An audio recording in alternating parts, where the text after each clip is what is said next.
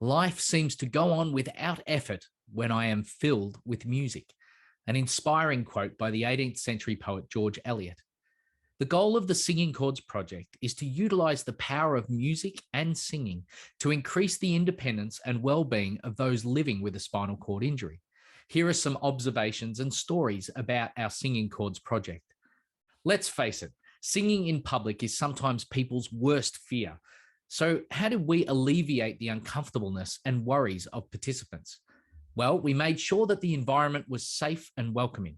Participants and researchers were all involved in icebreakers, silly vocal warm-up games, and even giving ourselves bird nicknames to fit in with the Singing Songbirds theme.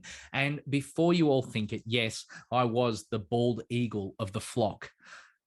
Now, certain songs had a huge impact on the emotional well-being of the participants. Strong feedback was that there needed to be more upbeat and positive vibe songs. So more Pharrell Williams happy than Celine Dion's My Heart Will Go On.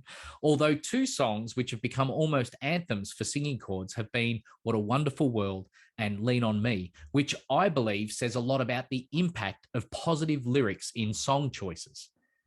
Dignity also comes in the form of choice. So we gave choice to the participants around some of the song selections. So we had a broad range of participant demographics, so there was an even broader variety of musical interests. So we sang everything from James Brown, I Feel Good, to Guy Sebastian's Quiet, to The Commitments' Mustang Sally, to Avicii's Hey Brother.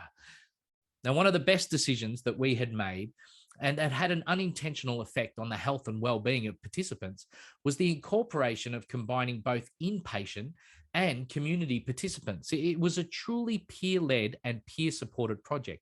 Those with a spinal cord injury included myself as co-lead researcher, a peer support officer from Spinal Life Australia as a participant, and we had 4 community participants. And the benefits of that type of social connection was immeasurable, but we could see the direct effect it had on the inpatients and their ability to normalize their injury.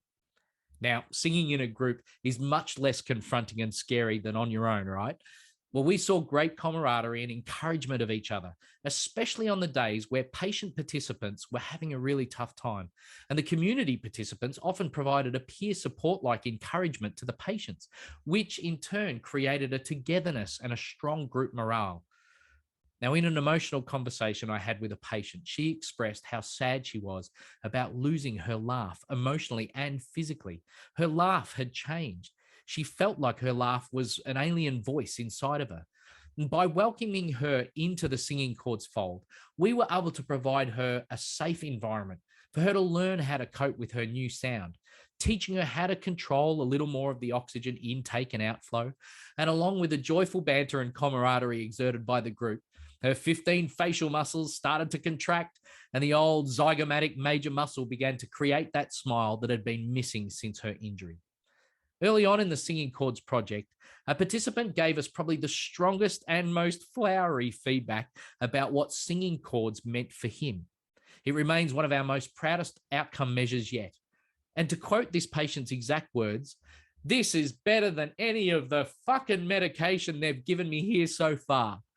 Well, 18th century George Eliot would not have phrased it that way, but by helping fill this gentleman's day with a little bit of music, his life was moving on with a little less effort and a lot more fun. Well done, Timo.